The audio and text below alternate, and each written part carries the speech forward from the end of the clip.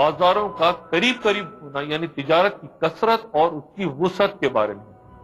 صحیح حدیث جسے ابن حبان نے ابو ہریرہ رضی اللہ تعالیٰ عنہ سے روایت کیا کہ آپ صلی اللہ علیہ وآلہ وسلم نے فرمایا کہ جھوٹ کثرت سے بولا جائے گا، وقت تیزی سے گزرے گا اور بازار ساتھ ساتھ ہوں گے۔ بخاری شریف اور نسائی میں ابو ہریرہ رضی اللہ تعالیٰ عنہ سے روایت ہے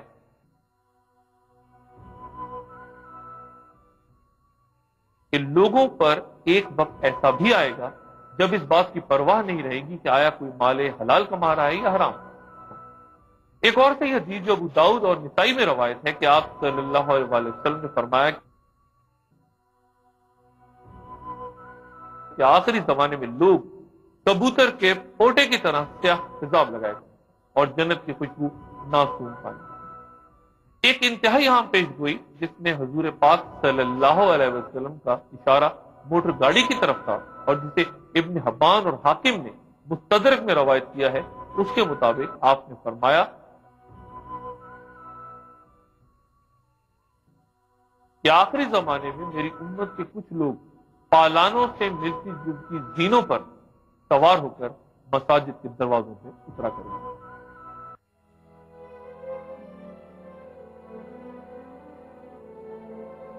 حضور صلی اللہ علیہ وآلہ وسلم نے فرمایا کہ قیامت تب تک برپا نہ ہوگی جب تک زلزلے بکثرت نہ ہونے لگیں۔ قدرتی آفات نے جس شکل میں سب سے زیادہ تباہ کن انداز میں انسان کو متاثر کیا ہے وہ زلزلے کی صورت ہے۔ یہ قہر الہی کسی بھی وقت، کسی بھی جگہ، کسی کے بھی سر پر نازل ہو سکتا ہے، اور عصر حاضر کی جدید ترین ٹیکنالوجی بھی انسان کو اس آفت سے بچانے میں ناکام رہی ہے۔ 1995 میں جاپان کے سب سے بڑے صنعتی اور تجارتی شہر کوبے میں آنے والا زلزلہ قدرت کے سامنے انسانی ترقی کی شکست کی واضح مثال ہے، جہاں صرف 20 سیکنڈز کے جھٹکوں سے 100 ارب ڈالرز کا نقصان ہو گیا۔ پچھلی صدی میں زلزلوں کی تاریخ ظاہر کرتی ہے کہ ان کی شدت اور واقعات میں خطرناک حد تک اضافہ ہوا ہے۔ سن 2002 میں دنیا بھر میں زلزلوں کے نتیجے میں 1711 افراد ہلاک ہوئے تھے، جبکہ پچھلے سال یعنی سن 2003 میں یہ تعداد 43,819 تک پہنچ گئی، جو کہ اس سے پچھلے برس سے 25 زیادہ تھی۔ پچھلے برس آنے والے زلزلوں کی تعداد پچھلے 20 سالوں میں سب سے زیادہ تھی۔ قرآن شریف کی 99ویں سورت ہی سورہ زلزلہ کے نام سے اور 8 آیات پر مشتمل اس سورت میں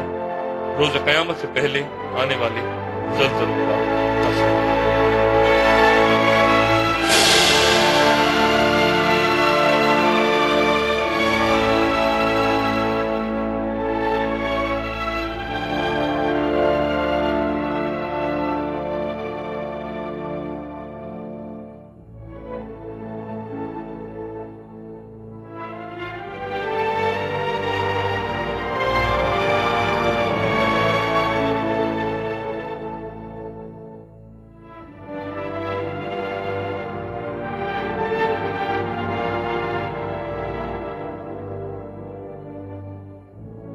میں نے کچھ دیر پہلے وقت کے تیزی سے گزر جانے کے بارے میں ایک حدیث بیان کی تھی،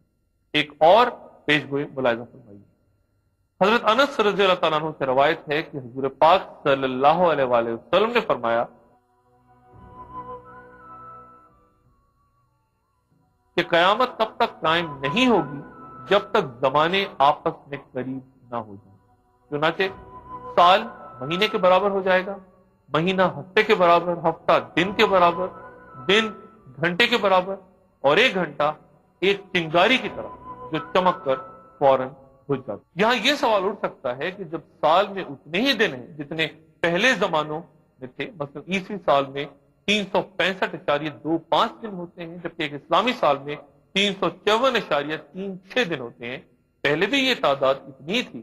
اسی طرح مہینوں، ہفتوں، گھنٹوں کا بھی یہی حال ہے، تو پھر ایک سال ایک مہینے کے برابر ہو جانے کا کیا مفہوم ہوا؟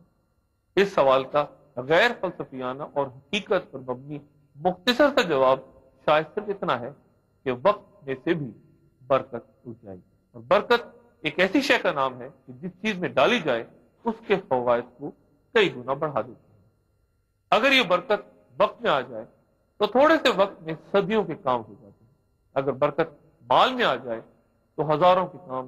چند سو روپوں میں ہو جاتے ہیں، اور اگر جان اور عمر میں برکت ہو تو انسان مختصر سی زندگی میں اتنے کام کر جاتا ہے کہ وہ بڑے بڑے ادارے نہیں کر پاتے۔ مثلا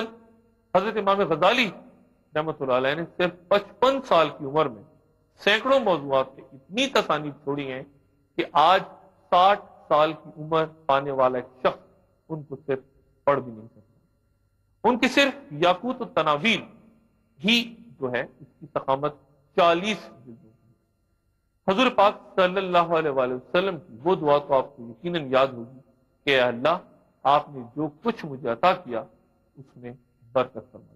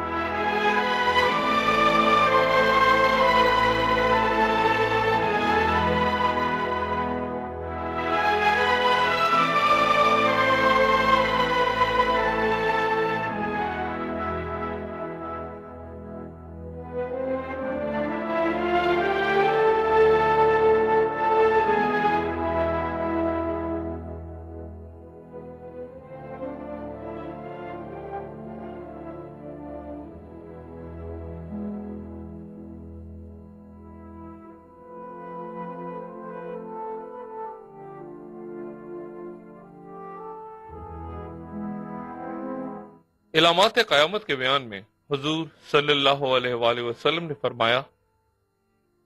کہ غریب تعداد میں بڑھ جائیں گے اور اناج صرف امیروں تک پہنچے گا، غریب کو اس کا کچھ فائدہ نہ ہوگا۔ آج ہماری دنیا تاریخ کی بدترین مفلسی کی لپیٹ میں ہے۔ دنیا کے 1.25 ارب انسان پینے کے پانی سے محروم ہے اور 826 ملین انسان یعنی ہر 6 میں سے ایک شخص اس وقت بھوک کا شکار ہے۔ 1960 میں دنیا کے امیر ترین ممالک میں رہنے والے 20% لوگ دنیا کے 20 غریب ترین ممالک کی کل آبادی سے 30 گنا زیادہ آمدنی رکھتے تھے، لیکن 1995 تک یہ اضافہ 82% ہو چکا تھا۔ آج دنیا کے 225 امیر ترین افراد کی دولت دنیا کی 47% آبادی کی دولت سے زیادہ ہے۔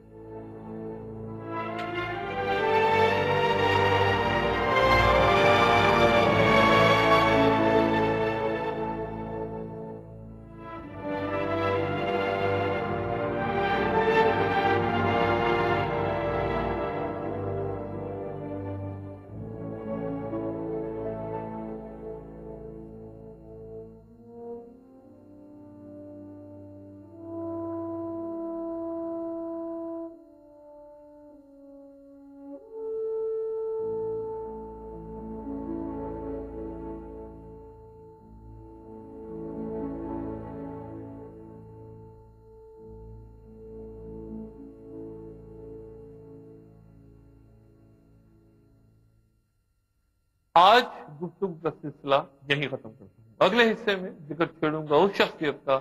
نام جن کا امام مہدی ہے۔ وہ کون ہے، کب اور کہاں ظہور پذیر ہوں گے، اور ان کی آمد سے پہلے دنیا کیا مناظر دیکھے گی، یہ سب کچھ اگلی نشست میں۔ علامہ اقبال کہتا ہے دنیا کو ہے اس مہدی برحق کی ضرورت، یعنی اب دنیا جو مرضی ہے کرے، ایٹم بم بنائے، گھر گھر میں ایٹم بم ہو،